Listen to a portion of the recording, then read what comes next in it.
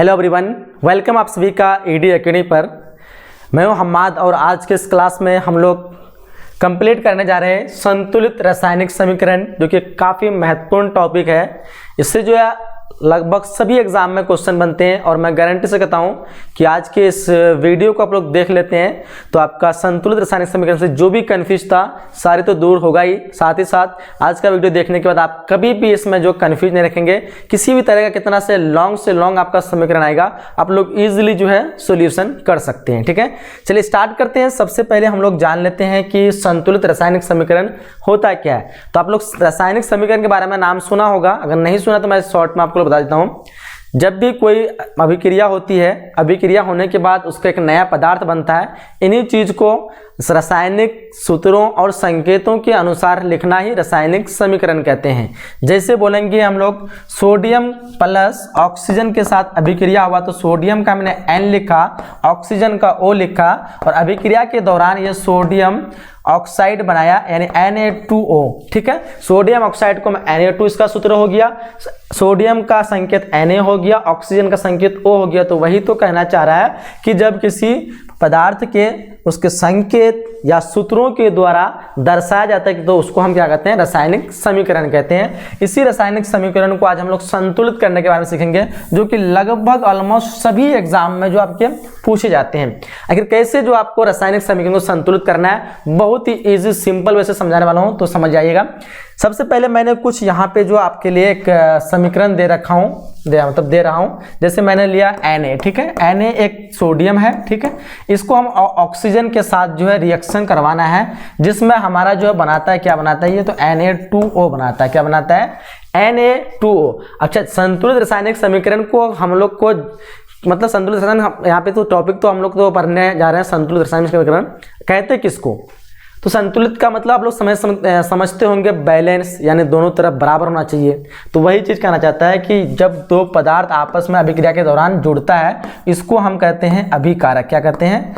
अभिकारक। और जब अभिकारक के बाद जो पदार्थ बनता है इसको हम कहते हैं प्रतिफल। ठीक है, क्या कहते हैं? प्रतिफल। तो कहने का मतलब संतुलित में क्या होता है, जब अभिकारक और प्रतिफल में परमाणु या अणुओं की संख्या बराबर होना ही संतुलित रासायनिक समीकरण कहते हैं। अगर ये बराबर दोनों तरफ नहीं होगा तो हमारा संतुलित नहीं होगा। तो देखो बराबर कैसे करेंगे, तो उसके लिए कुछ नियम शर्तें हैं। इसको हम LHS से दर्शाते हैं, इसको हम RHS से दर्शा सकते हैं। ठीक है, मेनली बस सिर्फ अंतर समझना कि इधर वाले को लेफ्ट है इसलिए, इधर वाले राइट है इसलिए इसको राइट हैंड साइड कहते हैं, इसको लेफ्ट हैंड साइड कहते हैं। ठीक है, अब देखो इसमें संतुलित करना कैसे है। तो सबसे पहले आपको किसी भी तत्व जो होता है ना, उसके पदार्थ होता है, उसके आगे में आपको कुछ भी नंबर ऐड करना होता है। क्या करना पड़ता है? नंबर। तो नंबर कब ऐड करना पड़ता है? तो अपने सोच से आपको ऐड करना पड़ता है, अकॉर्डिंग टू आपका जो प्रतिफल है, चाहे उसको देख के या फिर प्रतिफल में जोड़ रहे हैं तो आपको यहाँ अभिकारक को देख के ऐड करना पड़ता है। जैसे मैंने यहाँ पे सोडियम देखा तो प्रतिफल में सोडियम की संख्या कितनी है, तो बोलेंगे 2 है, तो हम 2 यहाँ पे नहीं लगाएंगे। इसका एक रूल है कि हमेशा आगे लगाया जाता है। किस लगाया जाता है? आगे लगाया। तो हमने क्या लगा दिया? 2 लगा दिया। तो सोडियम की संख्या 2 हो गया, चाहे नीचे में रहे या आगे में रहे, मान दोनों का सेम रहता है। अगर यहाँ पे 2Na है तो उतना ही है, या फिर आपका Na2 है तो उतना ही है। ठीक है, लेकिन शर्त यह है कि आप नीचे में नहीं लगा सकते। जब ये किसी फॉर्मूला अनुसूत्र में जाता है तभी वो नीचे में लगता है। ठीक है, तो वो अलग अलग तत्व पे डिपेंड करता है, लेकिन आपको जो संतुलित करते समय हमेशा आगे लगवाना है। ठीक है, चलिए मैं कुछ और एग्जाम्पल आप लोग को दे रहा हूं। जैसे बोलेंगे कि आपको जिसको सोडियम का पोटेशियम कहते हैं प्लस ऑक्सीजन के साथ अभिक्रिया कराना है, जो कि K2O बना रहा है। क्या बना रहा है? K2O बना रहा है, जिसमें पोटेशियम की संख्या इधर 1 है, इधर कितना है? 2 है। तो हम क्या करेंगे, सिंपली आगे में लगाएंगे।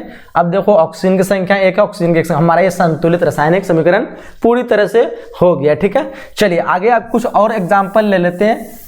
जैसे मैं बोलूंगा आपको यहाँ पे, जैसे Ca दे दिए, ठीक है, आप प्लस यहाँ पे दे दिया आपका Ca नहीं दे रहे, यहाँ पे मान लेते हैं हमने Na दे दिया, ठीक है, और प्लस CuSO4 दे दिया। ठीक है, यहाँ पे जो ये बनाता है, क्या बनाता है जी, Na2SO4 प्लस Cu जो है अलग कर देता है। ये प्रतिविस्थापन विधि का मतलब समीकरण है, ये प्रतिविस्थापन का। अब देखो यहाँ पे क्या हो रहा है, Na की संख्या कितना है? 1 है। अब देखो यहाँ पे Na की संख्या कितना है, तो बोलेंगे 2 है, तो सिंपल क्या हम यहाँ लगा सकते हैं, नहीं आगे में लगा देंगे, ये हमारा 2 हो गया, ठीक है।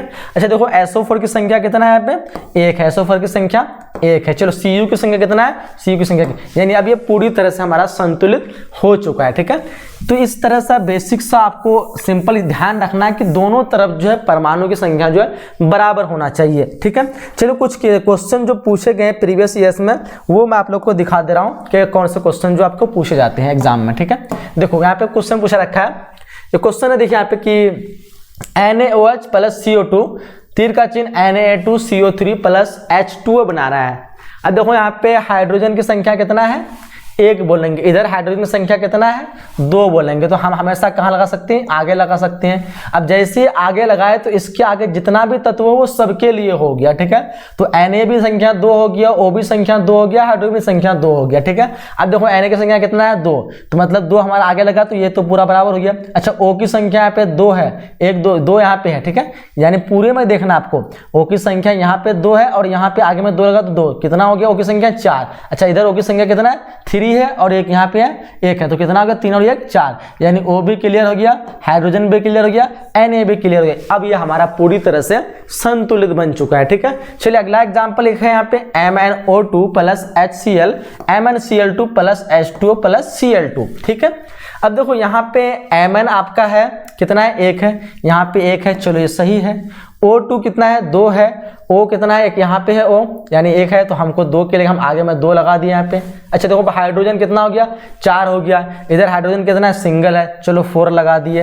अच्छा अब देखो 4 लगा दिए तो क्लोरीन कितना हो गया, वो भी 4 हो गया, लेकिन यहाँ पे क्लोरीन कितना है, यहाँ पे तो क्लोरीन 2 ही है। अच्छा 2 इधर है, 2 इधर है और 2 इधर, कितना है 4 क्लोरीन, तो 4 क्लोरीन मिल गया। हाइड्रोजन की संख्या 4, तो 2 लगा दी तो हाइड्रोजन की संख्या 4, हाइड्रोजन मिल गया।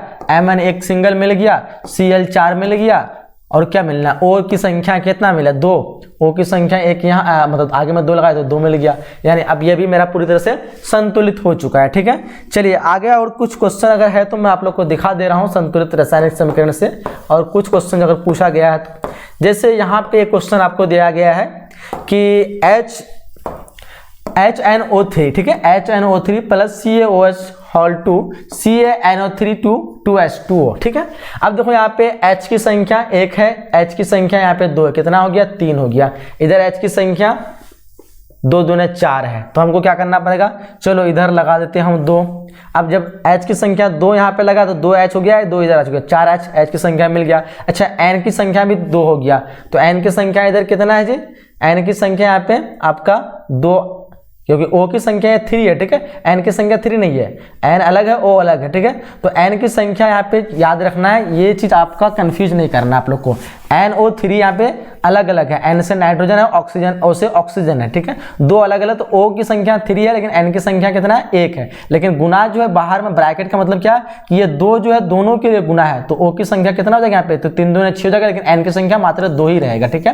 तो N की संख्या यहाँ पे 2 मिल गया, N की संख्या यहाँ से 2 मिल गया, ठीक है। अब देखो O की संख्या कितना है, यहाँ पे 6 है, लेकिन यहाँ पे O की संख्या कितना है, 2 है, और यहाँ पे हमने आगे में 2 लगा रखा और नीचे में 3, तो इधर भी मल्टीप्लाई होगा, तो 2 तिया कितना होगा, 6 इधर O की संख्या हो गया, और O की संख्या यहाँ पे 2 हो गया, 6 2 8।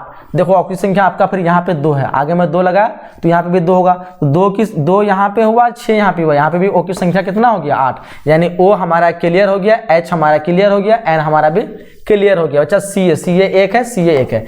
अब ये भी हमारा पूरी तरह से संतुलित हो चुका है, ठीक है। चलिए आगे देखते हैं हम लोग और क्वेश्चन को।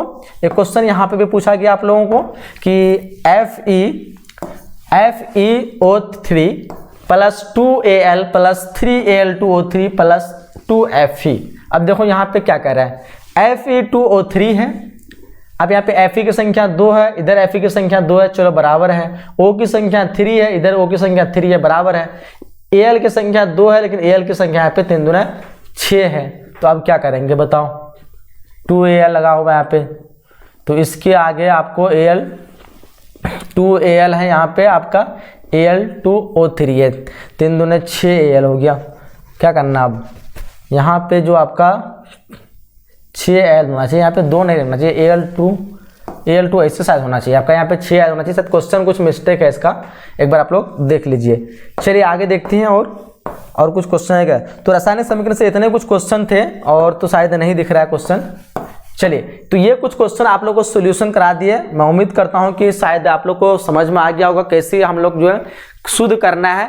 बस देखना है कि दोनों तरफ हम लोग का परमाणु संख्या जो है बराबर कैसे हो रहा है, कहाँ पे क्या देंगे। बस रूल याद रखना है कि हम कभी जैसे Na+O दिए तो हम कभी भी यहाँ पे नहीं दे सकते, यहाँ पे नहीं, सिर्फ आगे में देना है, ठीक है। और आगे में जैसे देंगे उसका मल्टीप्लाई होगा, गुना होगा, ठीक है। तो नीचे में जो आपका दिया हुआ है तब जैसे Na2 यहाँ पे अगर दिया हुआ है तो आगे में 3 लगाएंगे तो Na की संख्या जो होगा ना 2 और 3 दूना 6 हो जाएगा। वो Na की संख्या हम 6 इस तरह भी लिख सकते हैं, ठीक है, अगर ऐसे दिया रहे तो, ठीक, याद रखना है। अगर मान लो आपको बोल दिए CaSO4, ठीक है, और ब्रैकेट में आपका जो है मतलब इधर जो है आपका मान लो 2 है, इधर अगर मान लो 6 है, तो हमारा जो है ये पूरे के लिए जो है 2 हो जाएगा, ठीक है, SO4 और Ca पूरे के लिए। लेकिन जब इस 6 से मल्टीप्लाई होगा तो 6 दूना 12 हो जाएगा Ca, ठीक है। और प्लस अगर हम करेंगे तो क्या हो जाएगा, SO4 की संख्या भी हो जाएगा 12 SO4, ठीक है। तो आगे में लगने का मतलब सबके लिए, और 2 जिसके लिए लगता है उसके लिए। अगर सबके लिए लगेगा 2 तो ब्रैकेट मार देगा वो, ठीक है, ब्रैकेट मार के तब देगा। तो इतना सारा चीज याद रखना आप लोग को, बस इसी से पूरा रासायनिक समीकरण आपका सॉल्यूशन हो जाएगा, ठीक है। अब आगे किताब में आपके जो भी रासायनिक समीकरण दिया हुआ है आप लोग उसको सॉल्यूशन कीजिए, बिल्कुल इजीली आपका जो है बन जाएगा, ठीक है। तो यहीं तक वीडियो को हम लोग एंड करते हैं, मिलते हैं अगले क्लास में। जब तक के लिए जय हिंद, जय Bharat and thanks for watching.